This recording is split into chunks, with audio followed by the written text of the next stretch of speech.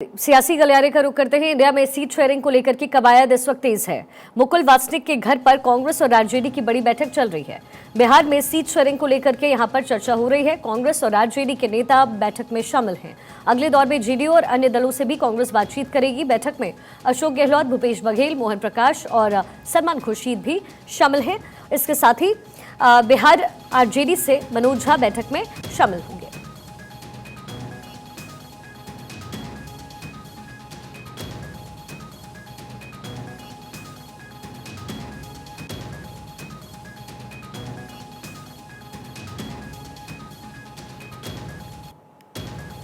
India गठबंधन पर जो है ये लगातार ये मीटिंग का दौर इंडिया गठबंधन में जारी है। इंडिया में सीट शेयरिंग को लेकर के कवायद इस वक्त तेज है।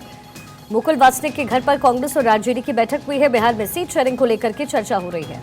कांग्रेस और आरजेडी के नेता इस वक्त बैठक में शामिल हैं और अगले दौर में जेडीयू और अन्य दलों से बातचीत होगी। केशव झा मेरे सहयोगी मेरे साथ इस वक्त जुड़ गए हैं।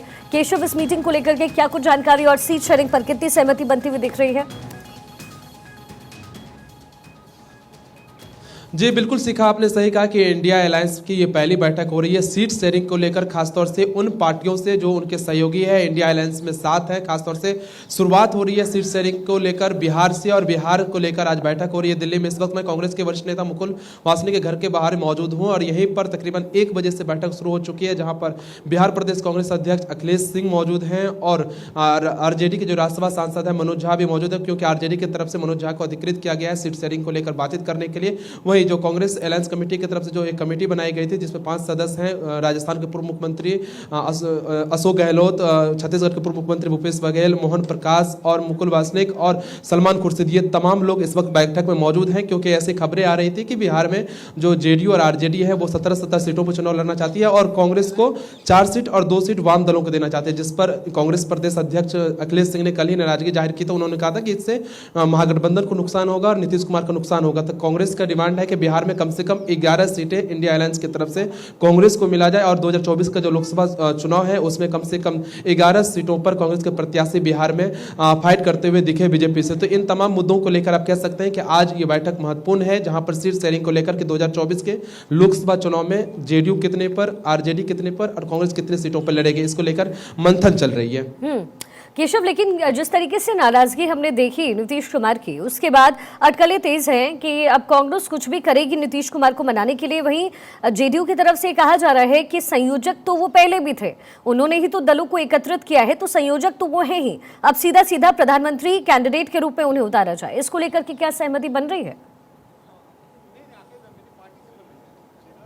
देखिए सिका, अब संयोजक से लड़ाई उठकर ऊपर आ गई है, अब सीट को लेकर होगी। क्योंकि आप जानते हैं कि 2019 के लोकसभा चुनाव में जो नीतीश कुमार जेडीयू जो है वो एनडीए के साथ थे, उस वक्त 17 सीटों पर चुनाव लड़ी थी जेडीयू, जिसमें से 16 सीटों पर उन्होंने चुनाव जीता था। अब 2024 के लोकसभा चुनाव में वो महागठबंधन के साथ है, इंडिया अलायंस के साथ है। ऐसे में उन सीटों पर भी कांग्रेस प्रत्याशी उतारना चाहती है जहां पर वर्तमान में जेडीयू के सांसद जीते हुए हैं। खासतौर से अगर बात करें तो कटिहार से कांग्रेस के वरिष्ठ नेता है तारिक अनवर, जो चुनाव कई बार वहां से सांसद भी रह चुके हैं, वहां पे वो चुनाव लड़ना चाहते हैं 2024 के लोकसभा चुनाव में, लेकिन मौजूदा समय में वहां पर जेडीयू के सांसद जीते हुए हैं। तो ऐसे कई सीटें हैं जहां पर खासतौर से कल ही अगर जेडीयू के वरिष्ठ नेता संजय झा ने बयान दिया कि 16 सीटों पर जेडीयू के मौजूदा सांसद जीते हुए, उन सीटों पर जेडीयू लड़ेगी ही लड़ेगी, उस पर कोई इफ और बट की सवाल नहीं है। तो वहीं कांग्रेस के प्रदेश अध्यक्ष जो बिहार के हैं अखिलेश सिंह, उन्होंने बयान दिया था कि अगर 4 सीट ही सिर्फ अगर कांग्रेस को मिलती है तो इससे नुकसान महागठबंधन को भी होगा। इंडिया पर गिरिराज का तंज देखने को मिला है। विपक्ष का गठबंधन स्वार्थ के लिए है, ये राज सिंह ने कहा। क्या कुछ का एक बार सुना देते हैं आपको। 4 सीट दे या 14 सीट दे बिहार में कांग्रेस को, मैं इतना जानता हूं कि स्वार्थों के आधार पर ये गठबंधन है। जिसका स्वार्थ नहीं सिद्धि होगा वो गठबंधन से अलग होगा, टूटेगा। ये गठबंधन दिल के टुकड़े हजार हुए, कोई यहाँ गुड़े कोई वहां गिरे। मेरे सहयोगी केशव झा इस वक्त मेरे साथ बने हुए हैं। केशव, देखिए गिरिराज सिंह का भी स्टेटमेंट हमने सुना। एक तरफ ये जो विपक्षी पार्टियां हैं एकजुट होने की कोशिश कर रही है और अब जाहिर है बीजेपी जो है वो पलटवार जरूर करेगी। ये वार जो है, वार पलटवार का दौर लगातार जारी है। ऐसे में गठबंधन, विपक्षी गठबंधन कितना जुड़ता हुआ नजर आ रहा है, क्योंकि हर जो खेमा है वो अलग अलग सोच के साथ इस वक्त आगे चल रहा है। जी बिल्कुल सीखा, आपने सही कहा कि इंडिया अलायंस पर लगातार बीजेपी के नेता हमलावर है। खासतौर से बिहार की बात करें, जैसा कि गिरिराज सिंह का बयान आया था कि ये लोग चुटपुटिया बैठक कर रहे हैं, इससे कुछ होने वाला नहीं है, सीट को लेकर महायुद्ध होगा, जैसा गिरिराज सिंह ने कहा। तो ये तमाम बयानें ऐसे आ रही हैं बीजेपी नेताओं की तरफ से। लेकिन सबसे बड़ा सवाल ये है कि आज की जो बैठक हो रही है, इस बैठक में क्या बिहार 2024 के लोकसभा चुनाव के लिए बिहार में सीटों का फॉर्मूला तय हो जाएगा? क्या वाकई 17 सीटों पर जेडीयू आरजेडी लड़ेगी और 4 सीटें ही कांग्रेस को दी जाएगी, जिस पर कांग्रेस के बिहार प्रदेश अध्यक्ष अखिलेश सिंह ने पहले ही नाराजगी जाहिर कर दी? तो ऐसे में सवाल उठता है कि क्या जो सूत्र से जानकारी मिल रहा है कि कांग्रेस 11 सीटों पर चुनाव लड़ना चाहती है बिहार में, तो ऐसे में अब सवाल उठता है कि क्या 11 सीट कांग्रेस को मिलेगी या सिर्फ 4 सीटें? ऐसे तमाम सवाल हैं कि 2024 के लोग, और ये देखिए बैठक खत्म हो गई है और जो नेता हैं अब निकलने वाले हैं। सिका यहाँ पर देख सकते हैं कि जो मीडिया कर्मी वो जो है कि बैठक 1 बजे से ही चल रही थी और अभी 3 बज गए हैं, तो ऐसे में बैठक खत्म हो गई। और बैठक में अगर बिहार से बात करें तो राज्यसभा सांसद वो उनको अधिकृत किया गया था, वो बैठक में मौजूद थे। तो वहीं बिहार प्रदेश कांग्रेस अध्यक्ष अखिलेश सिंह भी इस बैठक में मौजूद थे। आप इस वक्त देख सकते हैं अपने स्क्रीन पर जो राजस्थान के पूर्व मुख्यमंत्री हैं अशोक गहलोत और ये मनोज झा को निकलते हुए आप देख सकते हैं। बैठक से निकलते हुए आपको मनोज झा दिख रहे होंगे। मनोज झा ने all is well, all is well.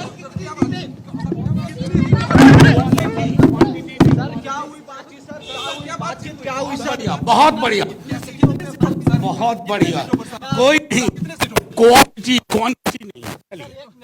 चलिए तो इस वक्त जो इंडिया गठबंधन की मीटिंग चल रही थी, कांग्रेस और आरजेडी की अहम बैठक इस वक्त खत्म हो चुकी है। ये बड़ी जानकारी मिल रही है। कांग्रेस और आरजेडी की अहम बैठक खत्म हो चुकी है। केशव मेरे साथ बने हुए हैं। केशव, मनोज झा ने कहा ऑल इज वेल, क्या मतलब है, क्या मायने इसके? देखिए बैठक में सबसे लेट भी पहुंचे थे मनोज झा और सबसे पहले निकल भी गए हैं बैठक से। ये भी एक खबर है कि तकरीबन 2 बजे बैठक में पहुंचे थे मनोज झा, क्योंकि वो पटना में थे। पटना से दिल्ली एयरपोर्ट पहुंचते ही सीधा ये बैठक में पहुंचे मुकुल वासनिक आवास पर और बैठक में सबसे बाद पहुंचे, लेकिन सबसे पहले भी निकल गए। अभी भी अंदर जो है वो तमाम नेता मौजूद। जो उन्होंने कहा, जब सीट पर बात पूछी गई तो उन्होंने कहा कि ऑल इज वेल है और क्वांटिटी पर बात नहीं हुई है, क्वालिटी पर बात हुई है। तो कह सकते हैं कि उन सीटों को लेकर बातचीत हुई है जिन सीटों पर आरजेडी अपना उम्मीदवार उतारना चाहती है, या कह सकते हैं कांग्रेस अपना उम्मीदवार उतारना चाहती है। तो इन तमाम मुद्दों पर आज बातचीत हुई। कल यहाँ पर फिर एक बैठक होगी जिसमें जेडीयू के नेता सीट शेयरिंग को लेकर बातचीत करेंगे। मैं अंदर से तस्वीरें दिखाने की कोशिश करूंगा कि अभी भी जो है राजस्थान के पूर्व मुख्यमंत्री अशोक गहलोत यहाँ पर मौजूद हैं, मुकुल वासनिक मौजूद हैं, मोहन प्रकाश मौजूद हैं और बिहार प्रदेश कांग्रेस अध्यक्ष अखिलेश सिंह मौजूद हैं। साथ ही बिहार प्रदेश कांग्रेस के सह प्रभारी और मोहन प्रकाश जो हैं वो उनको प्रभारी भी बनाया गया है कांग्रेस की तरफ से। हाल ही में जिनका कह सकते हैं कि अच्छा संबंध है बिहार के मुख्यमंत्री नीतीश कुमार से। तो ये तमाम लोग अभी आपको देख रहे होंगे कि धूप में गुनगुनी धूप में ये लोग अभी भी मंथन कर रहे हैं कि कितने सीटों पर आरजेडी को उम्मीदवार उतारा जाए और कितने सीटों पर जेडीयू और कांग्रेस। इन तमाम मुद्दों पर मंथन चल रही है। लेकिन सबसे बड़ा जो बयान आप कह सकते हैं कि मनोज झा ने कहा कि ऑल इज वेल है, क्वांटिटी पर बात नहीं हुई है, क्वालिटी पर बात हुई है। तो क्वालिटी क्या हो सकता है?